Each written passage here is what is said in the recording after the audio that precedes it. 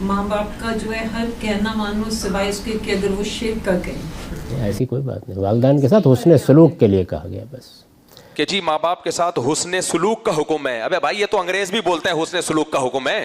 یہ کون سا آپ نے ماں باپ کے لیے آپ نے کوئی نئی چیز لے کر آئے ہو مارکیٹ میں؟ اصل چیز جو ماں باپ کو دوسرے سے جدا کرتی ہے، ماں باپ کی غلامی میں آنا پڑے گا، ہاں غیر شرعی چیزوں میں نہیں.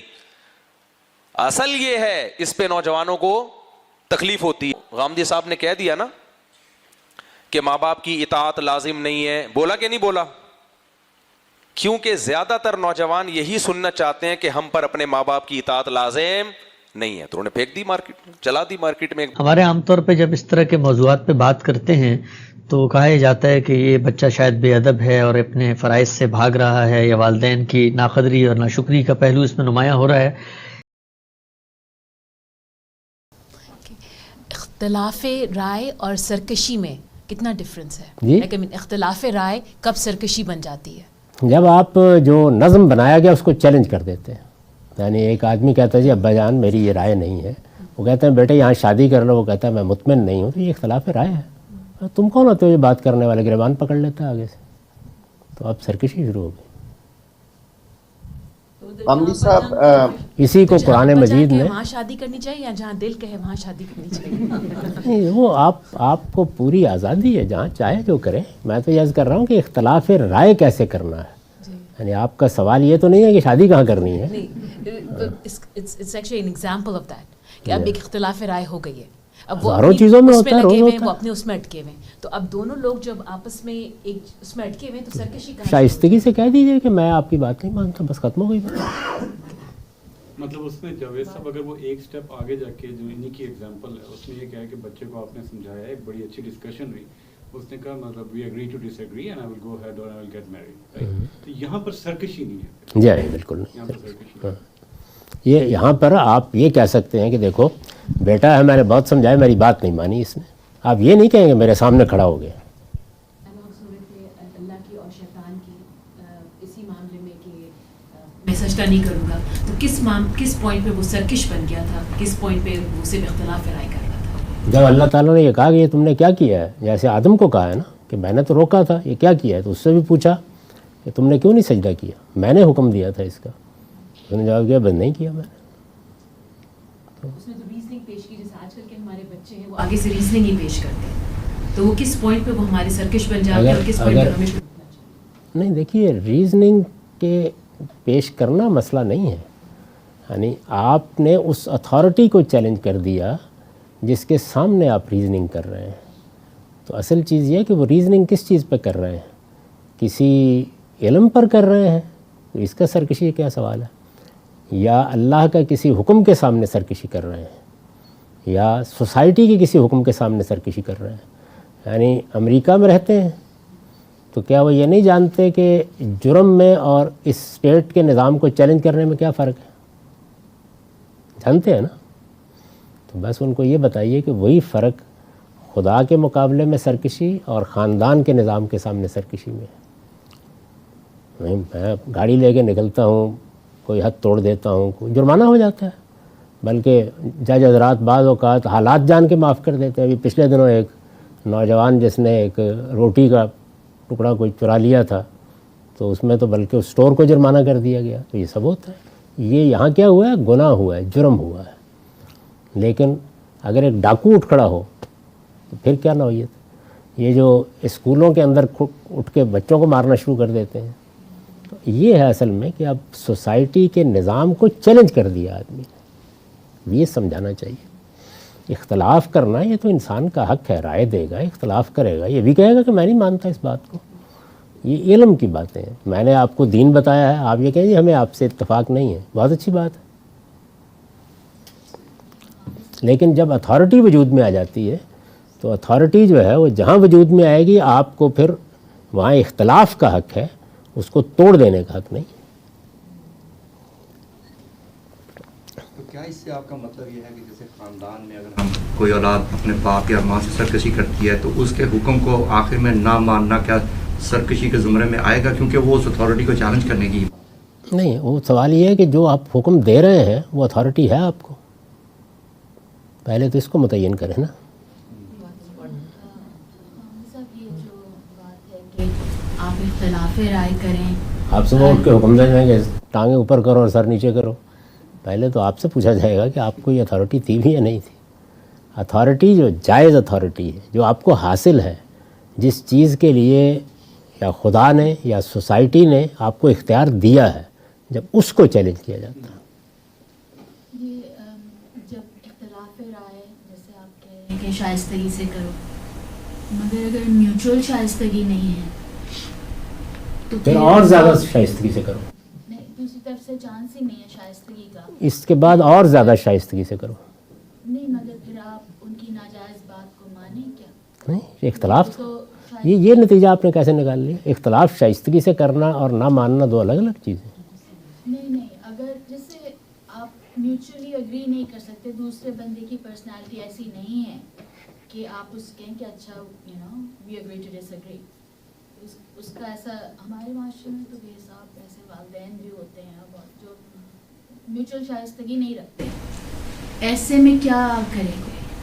صبر یا علیحدگی. ناشائستہ کبھی نہیں ہونا چاہیے.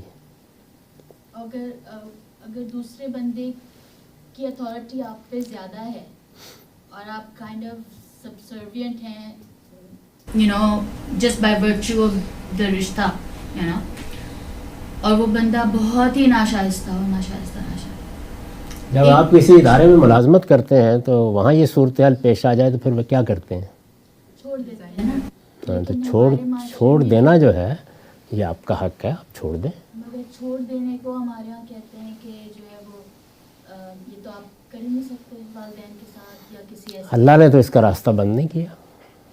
جب آپ دیکھیں کہ آپ کے ساتھ زیادتی اور ظلم کا ارتکاب ہو رہا ہے تو آپ کو خاندان کا جو ادارہ شادی کی صورت میں بنتا ہے اس سے بھی نکلنے کا حق دے دیا گیا ہے.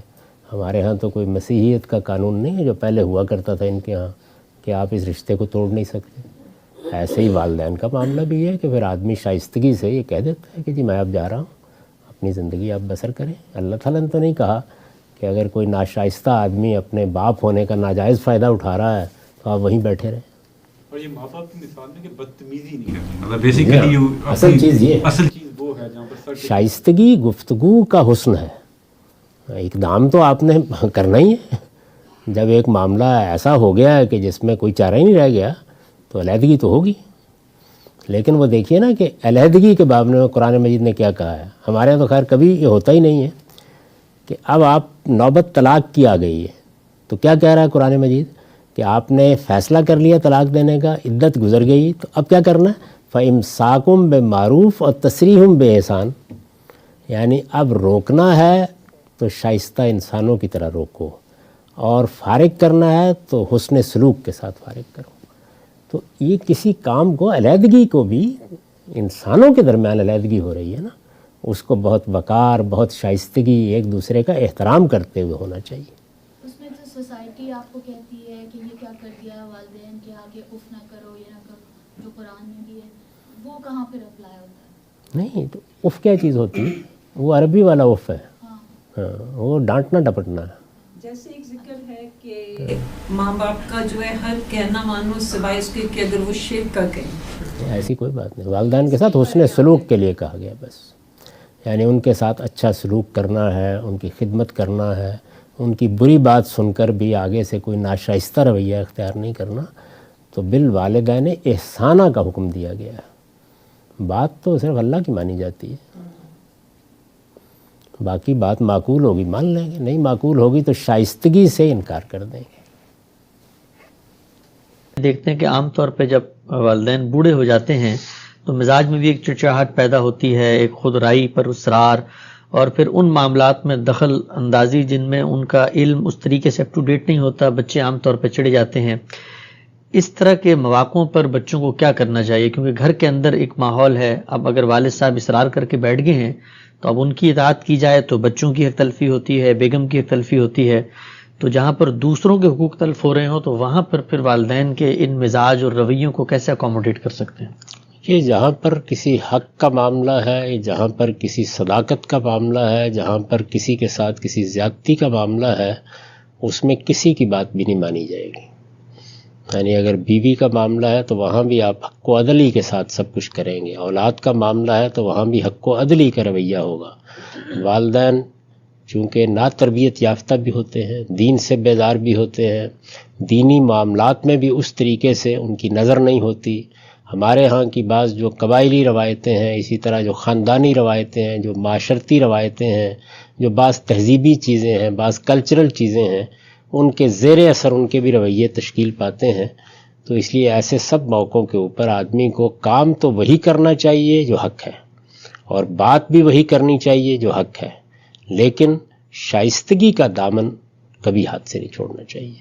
1000 مرتبہ بھی اگر انکار کرنا پڑے تو انکار میں بس انکار ہی تک رہنا چاہیے. اس سے آگے بڑھ کر سوء ادب اختیار کر لینا، یا ڈانٹ ٹپٹ کا طریقہ اختیار کر لینا، یا جھڑک دینے کا طریقہ اختیار کرنا، اس سے اجتناب کرنا چاہیے. یعنی یہ توازن ہے جو اللہ کے دین نے ہمیں سکھایا ہے. ہم غلط بات نہیں مانیں گے، صحیح بات کریں گے. جس کا حق ہے وہ ادا کیا جائے گا، حق کی گواہی دی جائے گی. وہ والدین کے خلاف ہو تب بھی دی جائے گی، وہ کسی بڑے سے بڑے کے خلاف ہو تب بھی دی جائے گی. صحیح بات کرنا، صحیح بات کہنا، صحیح چیز پر عمل کرنا، یہ ہماری ذمہ داری ہے. اس میں کسی کے ساتھ کوئی کمپرومائز نہیں ہو سکتا. لیکن والدین کا چونکہ بڑا مرتبہ ہے، اور بعض موقعوں پر اس میں کوئی شبہ نہیں ہے کہ وہ بالکل ناجائز مطالبات کر رہے ہوتے ہیں، تو شائستگی اور تہذیب کے ساتھ ان کے مطالبے کو ٹال دینا چاہیے. اس کے باوجود وہ اگر فرض کیجئے ناراض ہو گئے ہیں یا اس طرح کی کوئی چیز ہے، تو آپ اس کے رد عمل میں کسی ناراضی کا اظہار نہ کریں. وہ ناراض ہوتے ہیں تو ہوں، یعنی وہ ناحق بات نہ منوا سکیں آپ سے، لیکن ان کے ساتھ شائستہ رہنا، ان کے ساتھ محبت کا رویہ کرنا، ان کی ساری زیادتیوں کے باوجود اگر خدمت کا موقع ہو تو خدمت کے لیے تیار رہنا، خرچ کرنے کا موقع ہو تو خرچ کرنے کے لیے تیار رہنا، یہ ضروری ہے. اور یہی تقاضا اللہ تعالیٰ نے ہم سے کیا ہے. حسن سلوک کا تقاضا کیا ہے، غلط باتیں ماننے کا تقاضا نہیں کیا. ٹھیک. ہمارے عام طور پہ جب اس طرح کے موضوعات پہ بات کرتے ہیں تو کہا جاتا ہے کہ یہ بچہ شاید بے ادب ہے اور اپنے فرائض سے بھاگ رہا ہے، یا والدین کی ناقدری اور ناشکری کا پہلو اس میں نمایاں ہو رہا ہے. کیا آپ کو لگتا ہے کہ اس بات کی بھی ضرورت ہے کہ بوڑھے والدین خود بھی اس چیز کو سمجھیں کہ اپنے بڑھاپے کو انہوں نے خوش اسلوبی سے، احسن طریقے سے کیسے گزارنا ہے؟ اگر وہ بچوں کے گھروں پہ رہ رہے ہیں تو ان کی پرائیویسی، ان کی پرائیویٹ اسپیس، ان کو ٹائم دینا، ان کے اپنے فیملی کے بچوں اور بہوؤں کے آپس کے انٹریکشن کے لیے آپ ٹائم آؤٹ دیں، اور خود اپنی لائف کو ایک پیٹرن میں لے کر آئیں. ہم عام طور پہ دیکھتے ہیں کہ جو بوڑھے حضرات ہیں، بڑھاپے میں پہنچ جاتے ہیں، تو ان کی زندگی پھر اسی مطالبے ہی میں بسر ہو رہی ہوتی ہے کہ بچے نے میرے لیے کچھ نہیں کیا، میں نے تو اس کے لیے یہ کیا تھا، اور یہ شکوہ گناہ اور یہ نوحے میں وہ دنیا سے رخصت ہو جاتے ہیں. اور دنیا کو بھی یہ میسج جا رہا ہوتا ہے کہ بچہ تو بڑا ہی والدین بیزار ہے اور یہ والدین کی خدمت نہیں کرتا. تو کیا آپ کو لگتا ہے کہ کچھ بچوں کی تربیت تو ہم کرتے ہی ہیں، کچھ بڑوں کی بھی تربیت، بوڑھوں کی بھی ہونی چاہیے کہ زندگی کے ان مراحل کو جب آپ دوسروں پہ منحصر ہو جاتے ہیں تو اپنے منصب کو سنبھال کر اپنے رول کو پہچانیں؟ یہ تو پہلے دن سے کرنا چاہیے. بچے پیدا ہوتے ہیں تو آپ کا رویہ اور ہوتا ہے. بچے لڑکپن کی عمر کو پہنچتے ہیں تو آپ کو دیکھنا چاہیے کہ اب ان سے معاملہ کیسے کرنا ہے. وہ جوان ہو گئے، ان کی شادی ہو گئی، ظاہرہ انہیں فیصلے کرنے ہیں، ان کی اپنی ایک زندگی وجود میں آ گئی ہے. تو جو لوگ بھی سمجھدار ہیں والدین میں سے، وہ ماں ہو باپ ہو، وہ اپنے رویے کو مسلسل تبدیل کرتے رہتے ہیں. یعنی وہ کون سا وقت تھا کہ جس میں ہر چیز ہم بچوں کی دیکھ رہے تھے، وہ کون سا وقت تھا کہ جس میں کچھ تنبیہ بھی کر رہے تھے، تادیب بھی کر رہے تھے. اب وہ کون سا وقت آیا ہے کہ جہاں سے اس میں محض مکالمہ ہی ہو سکتا ہے، بات ہی ہو سکتی ہے. اور وہ کون سا وقت ہے کہ جب ہم خود منحصر ہو کر رہ گئے ہیں.